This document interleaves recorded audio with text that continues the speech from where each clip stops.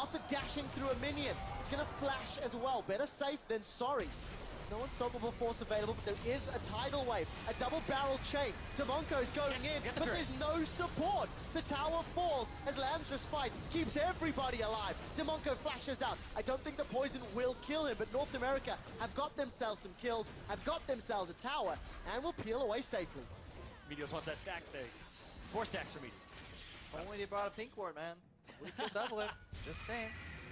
And that was actually a really good engage from Dyrus, because generally Dyrus Malphite ultis are really easily flashed, especially on 8 ping. But if you don't expect that he's actually going to go for the play, it really didn't look like there was any opportunity to actually get that into a kill. But good synergy there from Dyrus and Bjergsen, just saying go, immediately evaporating opposition there. Double lift, using the stealth to his advantage. Playing a living ward and decides against it. So Dragon number 1 will at least be a small solace, and for IWCA, they've got themselves an Essence Reaver on Smurf. I actually talked about this yesterday, how in Melbourne, the teams went for 5 of those blue trinkets. Yes. They've done it again, Cyrene.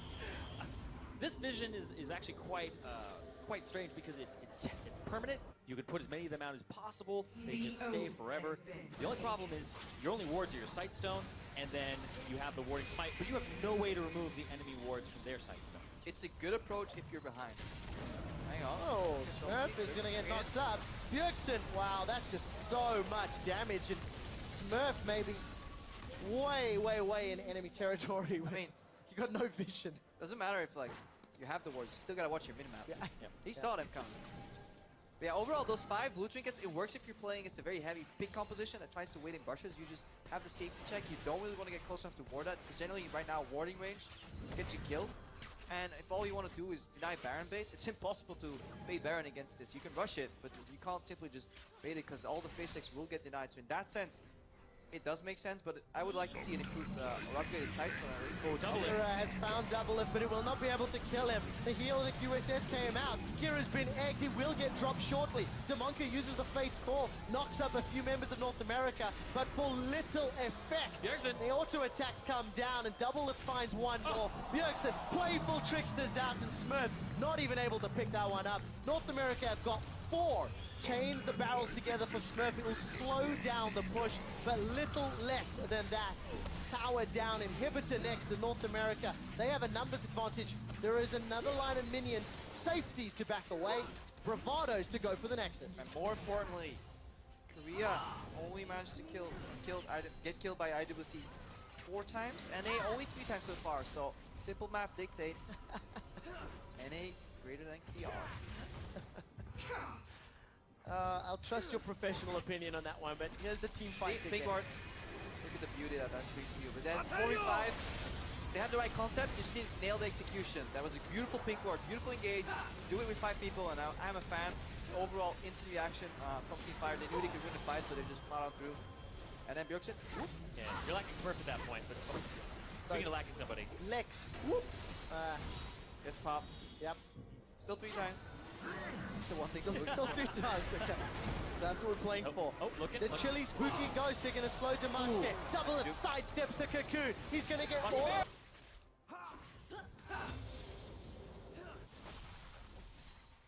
Auto's down. The barrels choke him with 400. He gets the heal from Afromu, and he's dunked by Smurf. Red buff ticking away. Smurf is looking for a serving of sushi. There is no flash available, but the red buff is slowing Afro. Barrel comes up. It's sidestep. Smurf is looking for more. Looking another. 5 deaths. And the order is restored. Right, teleport can't. Oh! Hashtag All-Star Big Plays. Fire Dyrus.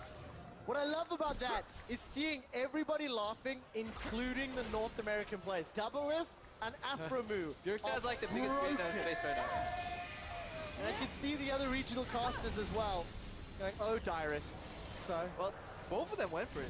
Bjergsen launched in 2. It's not only Dyrus. That was really good timing, but teleport got cancelled. It's that trust fall. You're going for it. Oh, I'm committing. I mean, we're a team. So North America just have to close this one out. They do have themselves Inhibitor down in the bottom lane. a monumental lead. And it's just a matter of sieging up. To be fair, they do need to deal with the Anivia wave clear. And the Gangplank wave clear. But they've got tools to do so. You have to be a little careful, though, because these four members that are on the top side of the map away from Bjergsen can do this Baron really quickly. Meteos now has 7 stacks of his passive. That's 8.75% of current health. It is capped against monsters in some way, shape, or form, but it's so fast. TLDR, it hurts. Yeah. Let's see, Dimashkin now in a little bit of trouble. We'll have the support of Dimonko and the Lantern. And Bjergsen's making his way up. Fate's Call has been primed. Kira, he's left on the wrong side of the river. Meteos is in trouble. Lamb's Respite will delay the proceedings and nobody can go down. Lex gets out of the Lamb's Respite and gets dropped. Meteos follows shortly thereafter, and they are just trading. This will be cleaning house for North America. Smurf, the last man remaining. He's going to at least pop a barrel onto Bjergsen. Prep another one, and there's He might be able to no get both. follow. He plays this perfectly. Oh, I doubt that. Let's see what Smurf can do. Continuing to run. Bjergsen. Dun-dum. Dun-dum. They're just playing with them. You're not supposed to. Oh,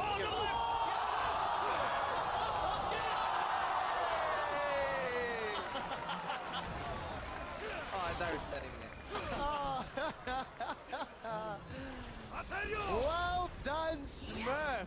Oh, they want more. Them barrel mechanics. North America peeling their way to the middle lane. Gonna try and knock down another tower. And the spooky Afromu Ghosts will at least interrupt and disrupt Dimashkin and Dimonko. But again, NA, they're not backing away. Chum the Waters is up for Bjergsen. Yeah, but that fight though, that was really nice. There were a couple nice outplays there. Really good spacing as we wait for the pick. Hopefully nobody faced Sex so we can finish the story. Akira had a really good wall there, keeping the enemies at bay there, but Bjergsen played that beautifully. Waited for the E from Kira to start traveling before his zone Yas, so they wasted a lot of cooldowns. Overall, NA won that fight, I believe, like 3 against 5, so solid play there. I think they know. Shh. They were waiting for If you wait long enough, people generally tend to, like League players, suffer from some amnesia. Even though they saw you enter the brush, never saw you leave. They'll face check you eventually. Let's see. They're not a Baron. They're not a There we Baron. go. Where can they be? Ah, the minigame's over now. One of the inhibitors going to respawn shortly. The rest of IWC on the middle lane, and Doublelift is making his way down. So, I mean, Afro's still chilling in that bush with Dyrus. Get some s'mores, guys. Build a tent. Chill out. Well, I think with the minions hit the tower, Optios is in trouble. Lamb's Respite will buy some time. Tidal Wave comes in as well. Bjergsen's looking for one. So, to kill advantage to IWC. Bjergsen got stunned, got cocooned, but there's nothing more to follow. 3-man unstoppable force with Doublelift down. This could be trouble. They've killed Dimonko, North America. Bjergsen is going to hop away and kill the ward. Overall, IWC win the fight, 1 for 2. Yeah, IWC, they had vision on Baron. They knew that the only pick could be made in the bottom right of their screen, so they just engaged somewhere in the middle where they have safety in numbers. Probably open, we didn't see it, but Lexus Fate's Call is on cooldown, so probably what they used. We're starting to see some clear weaknesses in this North American All-Star squad. Mid to late game, no clear shot caller. It's so strange, too, because the bot lane has just this open inhibitor now. It was respawning during this time, and they weren't even pushing the opposite side. Meteos gets walled in. He also gets pulled out of his Rams Respite here. He gets killed before it's even over. Really well played there. But then, as soon as Dyrus goes in, Doublelift is already off of the map. Boom. Wow, that's so much damage from And now Smurf. they don't have damage here. Yeah, really good battle control there from Smurf, and the Fate's Call used to finish off Doublelift overall, so he just got insta-gift. Gotta watch that range, especially when you're playing Twitch. Gotta make use of that ultimate. We're starting to see some, again, the IWC players, individually and mechanically, they're making some great plays. We're late enough in the game that our Smurf has got an Infinity Edge completed. Archangel's completed for Kira. He's got a needlessly large rod, but probably working towards, let's get touching that in a second. Oh, 2-man. Dyrus has found his target. Dimonko's going to get pulled back by the Fate's Call, and the Bunny Rabbit is repelled. Dyrus gets caught by the Flay, but Dimonko doesn't hold that. Shut down from Lex onto Bjergsen. That's a gigantic bounty spread across the CIS region. But the barrels and the damage from the poison means Doublelift has killed Lex. Kira gets egged and comes back to life. It's a 1-for-1. But it's not over yet. Barrels onto Afromu! Short! Afro was able to flash away. North America, though, they may have got some time. They've got a gigantic banner of command minion onto the turret, and now Kira, he's in trouble. He's got the auto attacks. Double F sidesteps the stun and buys himself a pigeon for dinner. You're seeing the compositional weaknesses here from North America's side show, but they're going to keep going right now. Not sure if they're going to get too much. Tomoko maybe anticipating the QSS. He's now in trouble. Meteos is going to get the kill credits.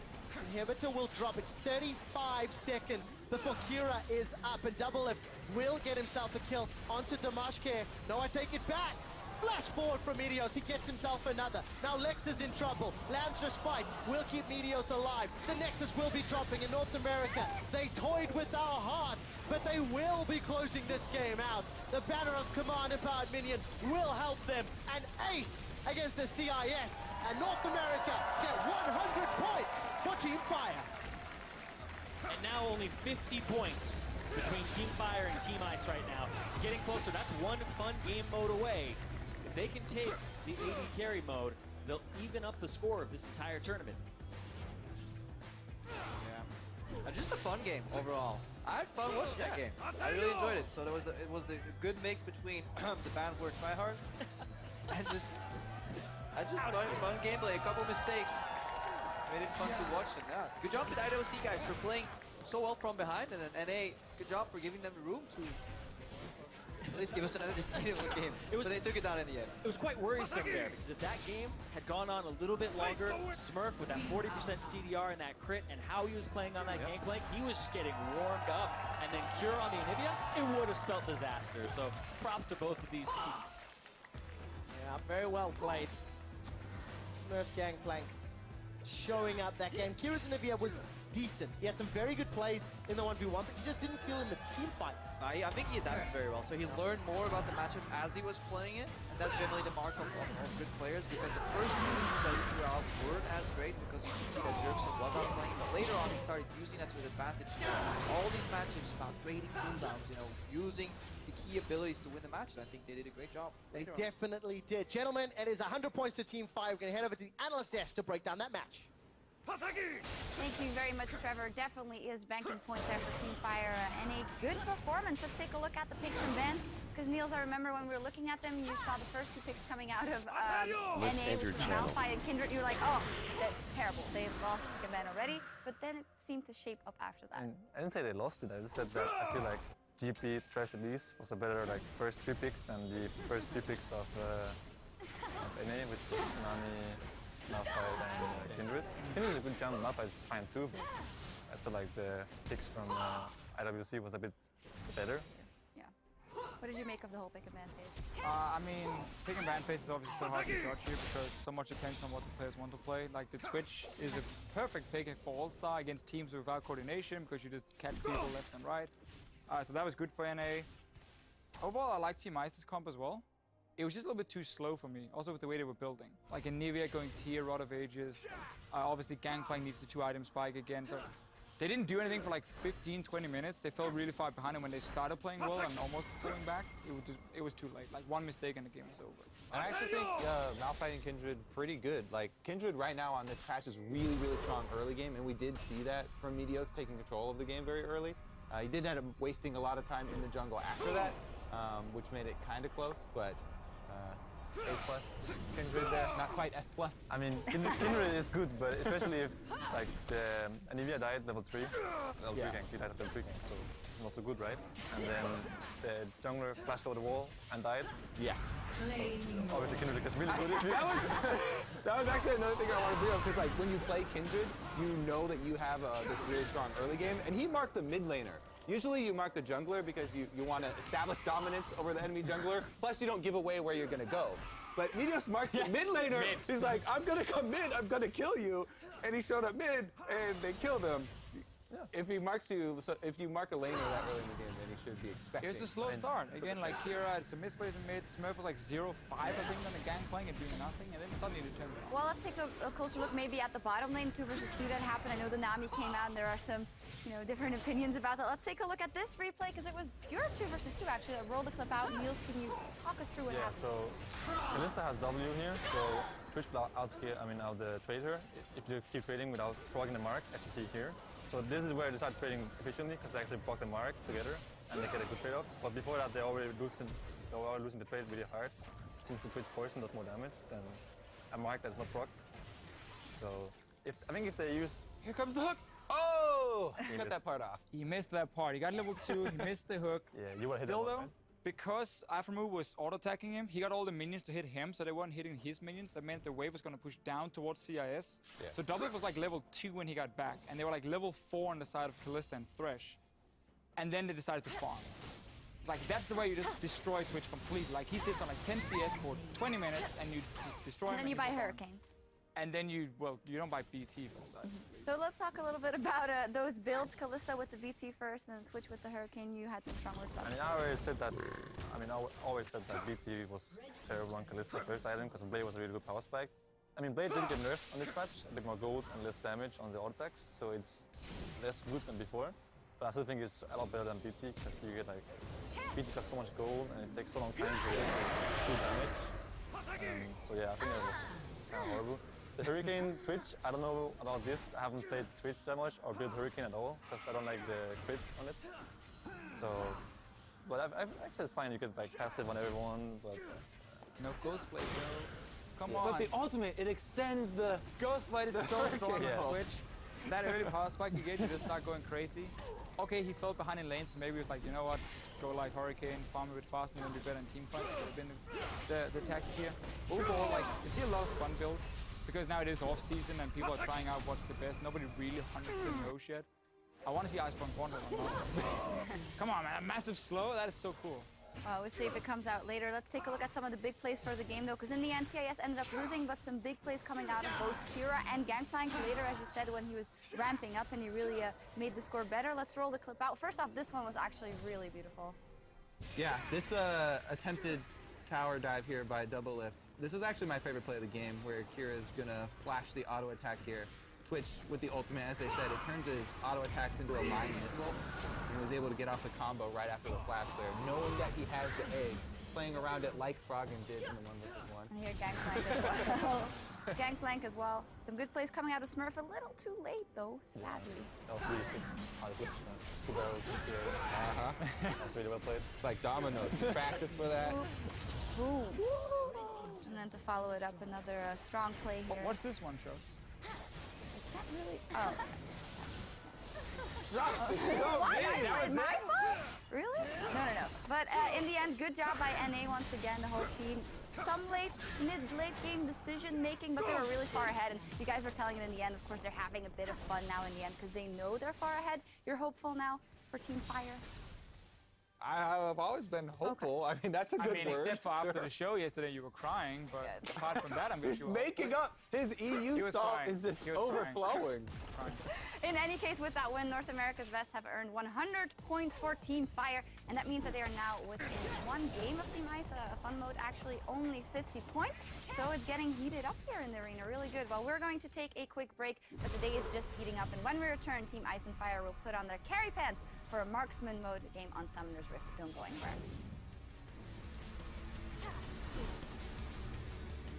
Oh, yo, is there a Fire Malphite skin? Huh? Yo, don't use Glacial, dude. What team are you on? Alright. Kira's been egg. Flash over from Damashki. Connects with a cocoon, but it will not matter. A turret shot takes down Meteors. IWC in a 3v2. They find themselves at least one. To the spider. Expand will hit a lot. Much away from Kira. Nivea? Or GP no flash, Hit the tower once. Just don't close the target, play around. He's down, get healed. That's it done. Smurf is looking for more. Now Lex is in trouble. Lab's respite will keep Meteos alive. The Nexus will be dropping in North America. And North America get 100 points for Team Fire.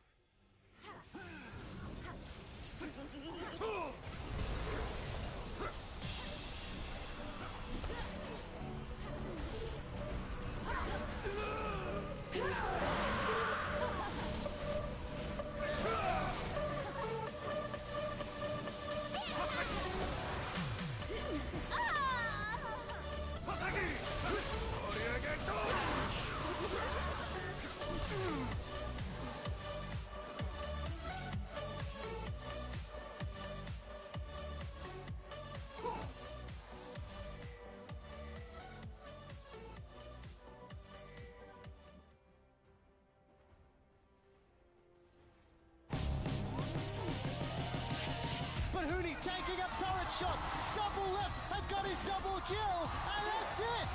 There's just something about AD carry players, you know? You want to be the carry, you want to do the damage, and so it brings out like a person's competitiveness. Jump in, he wants to go all for it. Now Exhaust is down. Baby's jumping. He's looking for it. Barrier is popped. He steals away the health pack. 就是只要有机会，他们就会想要做一些 play 的那个，就是想要，可能就像每个会战都想要拿 pentakill 这样。我觉得是每个 ADC 都会想这样。 Mooney's exhausted as well, and he's just gonna keep going for it. The minions keep attacking. That's his. Bray takes it. 그러니까 올스타는 약간 즐기기도 하고 좀 자기를 뽐낼 수 있는 자리라고 생각하기 때문에 충분히 더 과감하게 해서 좋은 모습 보여줄 수 있었으면 좋겠네요. Ignite for score. He wants to finish this up. Can he do it? The stun! The outplay! The Poros go flying! I think it's really hard to put your finger on who is better than the other one. In the elite tier of ADCs, it's like me, Uzi, and Reckless.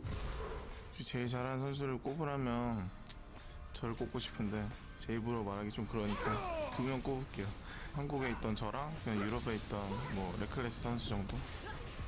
非常期待他吧，因为就是他每次在世界舞台上的表现都挺好的，就是没有做过对手。就是这两个对手其实不厉害，因为我之前以前跟他打的时候，基本上都是会输他。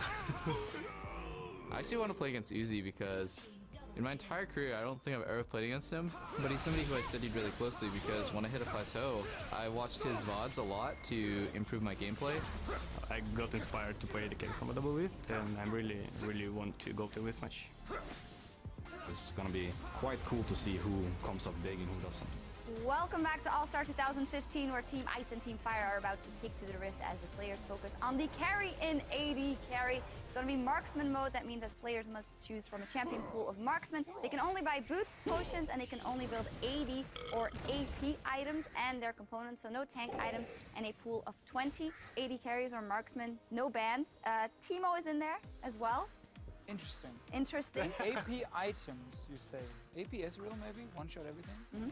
What would be your top three if you had to choose a champion? I mean, Lucian, I would go Quinn, because I think she can just roam around, kill anyone. And I would go Twitch as well, because if you get the opener, you can basically 1v1 any AD carry, or you should be able to. Give me Ghostblade first though, not Hurricane. Like, you don't need Hurricane, you're not going to teamfight here. It's just going to be small fights everywhere against each other. Niels, would be I also think like Quinn, Corki, and then whatever can be the last one. Why don't you guys like Kindred? I'm telling you, Kindred is going to be beast in this mode. Not only will she take over from the jungle, she will take over any lane from early in the jungle. She's extremely strong early, but also her ultimate, there's no melee on the other team. The ultimate's only going to be your team. Only your team's going to get the heal. Well, we saw Double play melee Lucian. He's probably going to be in there as well. True. Double is in the game. Well, let's take a look at the lineup starting off on the blue side. For Team Ice, we will have Koro1, top laner from LPL. Then we have Reckless for Europe, Yuzi from LPL, CIS's Lex, and on support, Dimonko. So 3 AD carries from Team Ice, top and a support. And on the red side, representing Team Fire, we have for the top laner Marin, then we have Prey, BB from the LMS, and then Double Lift, of course, from the NALCS, with the support Aphromoo. So looking at these lineups of obviously the 3 ADs, top and support, what do you think the dynamics will be? I think Team Fire will have a small advantage because Aphromoo obviously used to be an AD carry, and the 2 top laners should be almost the same playing AD carries. And then Dimonko, we don't really know too much about his past. Is he gonna be like a former AD carry star or anything? I'm not expecting it. So Aphromoo should be able to do more. Obviously, Reckless and Uzi. Those are the 2 guys you're looking at there to carry. Double will probably try. No, I didn't mean it's a bad thing. He's going to try and be the carry. I'm not sure if he's going to succeed against Uzi. Niels, what do you think? That was not a bad thing. I'm just thinking about, is there going to be a junglers in this game, or is it going to be like 2-1-2? Or is it going to be like Kindred jungle? Kindred and Quinn? Yeah. I've seen some Quinn jungles, Ezreal jungle. Now you're thinking. Now you're on the train. There you go. Even some Ezreal, Quinn, Graves. Quinn and Kindred are the 2 best AD carry jungles. Yeah, probably. And then Graves. I've seen some Graves and some Ezreal. Graves is Well, we'll see what happens. The players are ready, so we're going to send it down to the casters to cover this all-damage clash. Thank you very much. I absolutely love the dissent on the analyst desk about which champions are going to be played. And that's why we brought Freak in as an AD carry main, as a number cruncher. The champion pool is going to be interesting. What are you most expecting in which roles? So I think the call on the junglers is correct here. Like outside chance of Graves, but obviously like Kindred and Quinn are the two you're going to be looking at the most. What I'm actually really interested in is, I guess you can't buy tank items anyway, but my initial thought was, oh, you need to mix in damage. Like Teemo's a really big deal. You can't play Cannon, but maybe Cogmaw or Corki does magic damage. You can't buy tank slots anyway. Like I don't even know if you can buy like a Hexdrinker or a Molotov on Mortius. So like, if there's no defensive stats, then like mixing damage doesn't matter at all. And but anyway, then it comes down to the really big things being hardcore engage. I think Ashe is a must pick in this mode because you will pick someone off with it. Yeah, support Ashe I think is the best one there. I definitely agree there. I think Varus support is something I initially thought of, but Ashe is like the better version of that. In terms of top lane, I think you should get Quinn top, Kindred jungle. Could mix like an Urgot in there because just raw damage reduction on all these AD carries might prove valuable for the passive. And of course, to remind everybody, if it is selected as a marksman in the client, with the exception of Kennen and Jace, those are the only two that you will not be able to play. Everything else is up to the players. Blind pick Mirror is enabled. So let me see what goes which direction. For Team Ice, they've already locked themselves in 4 of 5. I like most of what Ice has done because then the extension after pick Ashe the engage is pick more long range skill shots. The only hard engage is Ashe, and there are no real heals, there are no disengage tools. So giving damage from 1200 range away is a really big deal, except for you're pointing out the Kalista there to save whoever might be the target. And you've got a tank AD carry in Urgot. Well, you can't build tank items though. Like you get a shield that scales up your mana. So yeah, okay, you can buy a Mana Mune and like stack up a little bit of it, but he gets resistances if he can swap. Yeah. But good luck getting actually, it's damage reduction now. That got changed a little bit. But. Yeah, definitely like, so the engage for Ice here is the Urgot swap, but I don't know if you want to stand still against 580 carries. Generally, my experience, that leads to death, but many things in my experience lead to death. But yeah, face call, more importantly, you can pull people out and then just re-engage. Knockups in a mode where there's a lot of burst and zero resistances